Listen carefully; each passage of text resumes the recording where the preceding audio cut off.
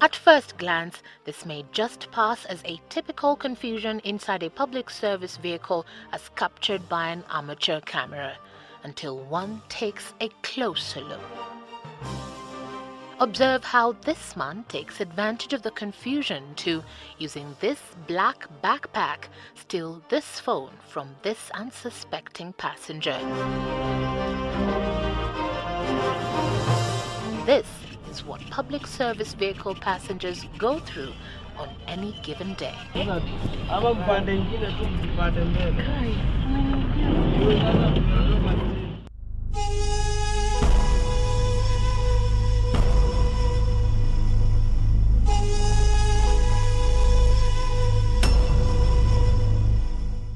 A typical day inside this matatu plying the Githurai route, and our hidden camera encounters its first case of what looks like a calculated robbery. A man carrying a black bag sits next to an unsuspecting passenger while his partners sit close by. A short while later, one of them drops a coin and prompts our unsuspecting passenger to help him pick it up. It is here that they first try to rob him. Unfortunately, he retrieves the 5-shilling coin before our man can do anything. They try again, prompting him to more coins they have allegedly been unable to retrieve. This time, our kind-hearted passenger isn't as lucky, as his phone is meticulously removed from his pocket in the process. In yet another incident, the push and shove by passengers to alight provides the ultimate setup for yet another onslaught. A lady trying to move for a passenger is caught up in the confusion, after which she is left phoneless in just a matter of seconds.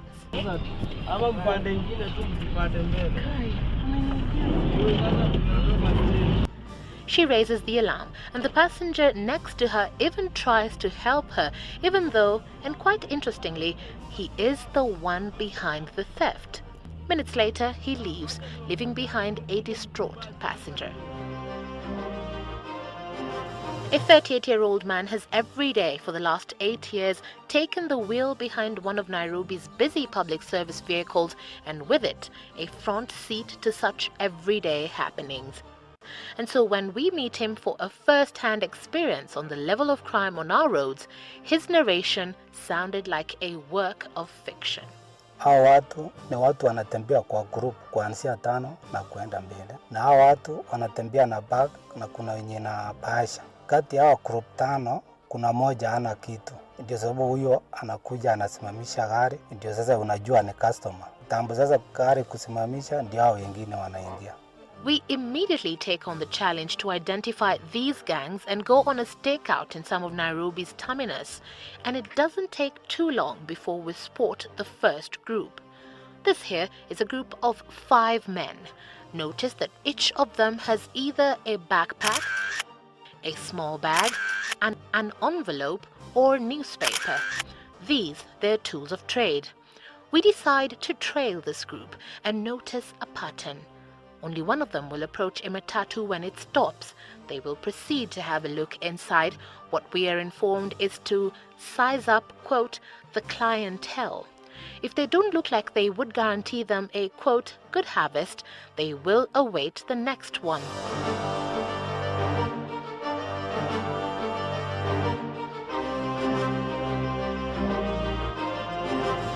When finally a vehicle with potential approaches, they get in and immediately strategically position themselves.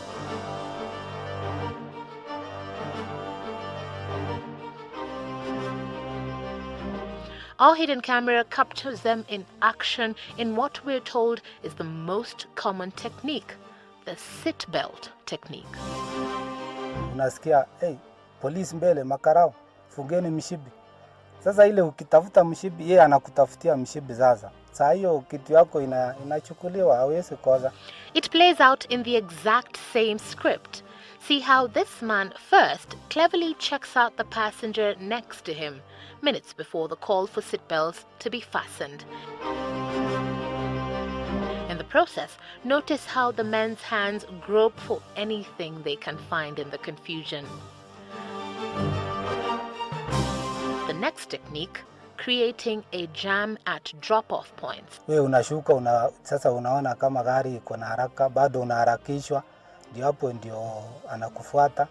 Mwingine anatangulia kwa gari kama anashuka, ndio hasa aweke jam. In the exact replica of the narration, notice how this man uses his brown envelope to steal from this unsuspecting lady as she tries to alight.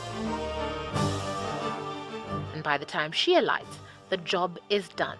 The gang alights, satisfied and ready for the next challenge.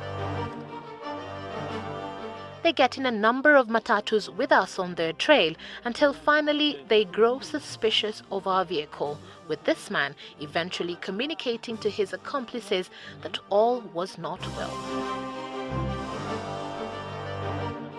Our second group was not too hard to spot. Their characteristic tools of trade are easy to spot now: capes, backpacks and envelopes. This group similarly analyzed several vehicles before settling on one. Wanainua mkono kwanza, ulize dereva ni aje tuingie. Sasa wakishaingia ndani, dereva akikubali ama yule ako kwa mlango akikubali, unaona anaachia pesa. Their tactics similar. Interesting though is this exchange during drop-off. We are told the leader, usually with a backpack, collects the stolen items just in case the thieves are nabbed and quickly alights first. For those who manage to catch them in the act, like our cameraman did, the result usually is not pleasant.